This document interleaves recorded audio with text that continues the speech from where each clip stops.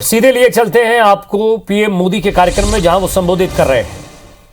अध्यात्म और परमात्मा का परम ज्ञान मिला था।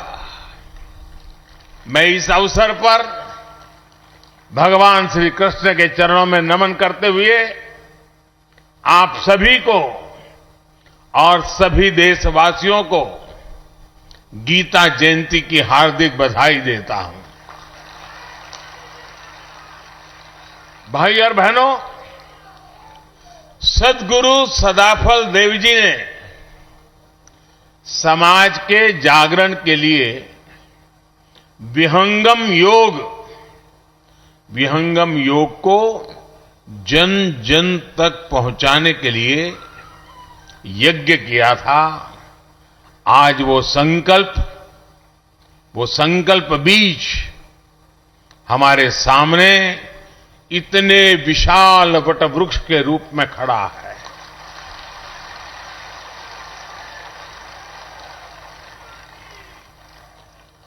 आज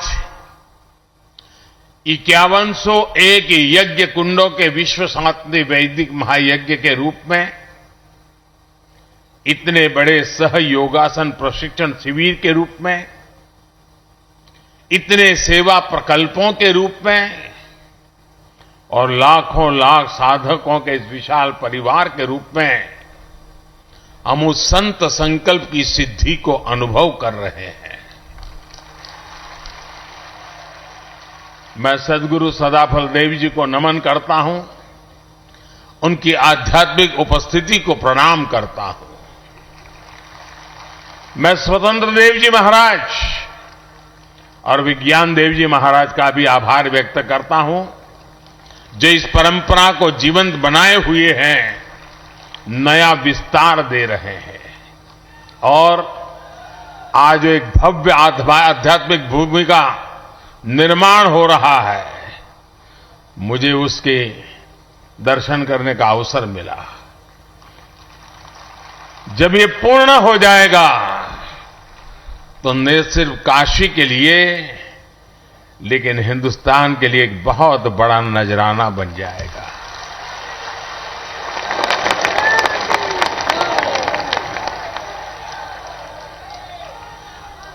हमारा देश इतना अद्भुत है कि यहां जब भी समय विपरीत होता है, कोई न कोई संत विभूति समय की धारा को मोड़ने के लिए अवतरित हो जाती है। ये भारत ही है जिसकी आजादी के सबसे बड़े नायक को दुनिया महात्मा बुलाती है। ये भारत ही है जहां के राजनीतिक आंदोलन के भीतर भी आध्यात्मिक चेतना निरंतर प्रवाहित रही है। और ये भारत ही है जहां साधकों के संस्था अपने वार्षिकोत्सव को आजादी के अमृत महोत्सव के रूप में मना रही है।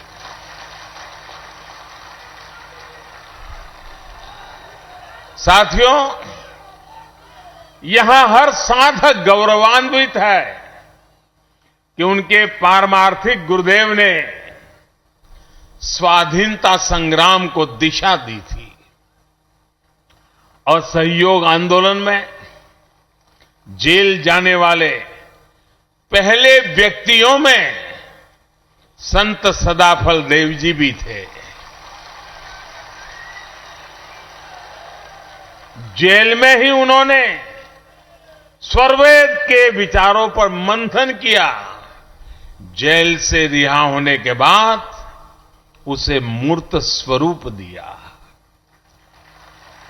साथियों, सैकड़ों साल के इतिहास में हमारे स्वाधीनता संग्राम के कितने ही ऐसे पहलू रहे हैं जिन्होंने देश को एकता के सूत्र में बांधे रखा।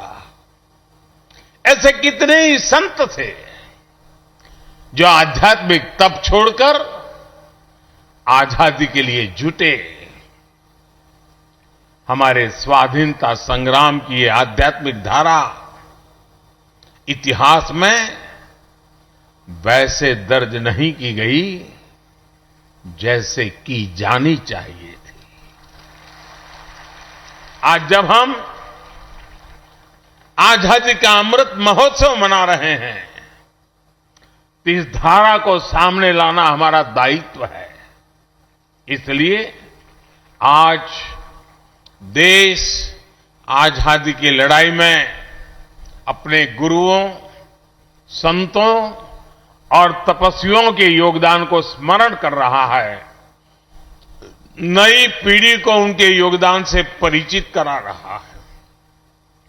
मुझे खुशी है कि विहंगम योग संस्थान भी इसमें सक्रिय भूमिका निभा रहा है।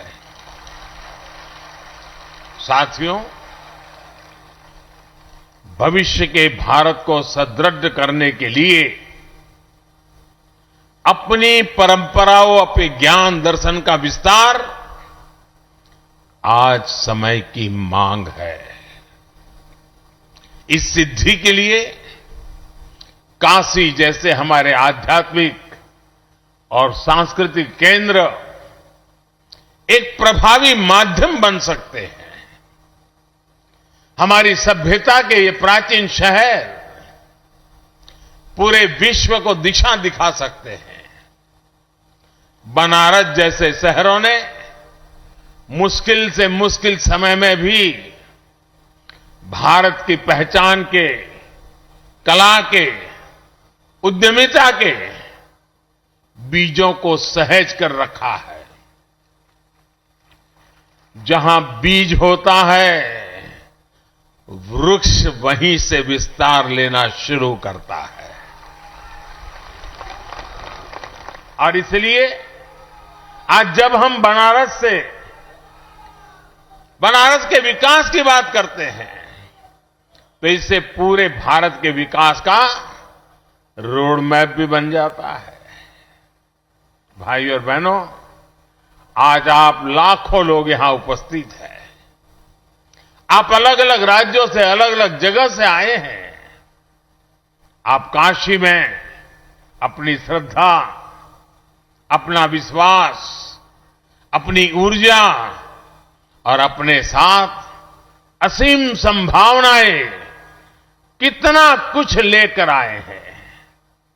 आप काशी से जब जाएंगे तो नए विचार, नए संकल्प, यहां का आशीर्वाद, यहां के अनुभव कितना कुछ लेकर जाएंगे। लेकिन वो दिन भी याद करिए, जब आप यहां आते थे तो क्या स्थिति थी। जो स्थान इतना पवित्र हो, उसकी बदहाली लोगों को निराश करती थी। लेकिन आज ये परिस्थिति बदल रही है। आज जब देश विदेश से लोग आते हैं, तो एयरपोर्ट से निकलते ही उन्हें सब बदला बदला लगता है। एयरपोर्ट से सीधे शहर तक आने में अब उतनी देर नहीं लगती। रिंग रोड का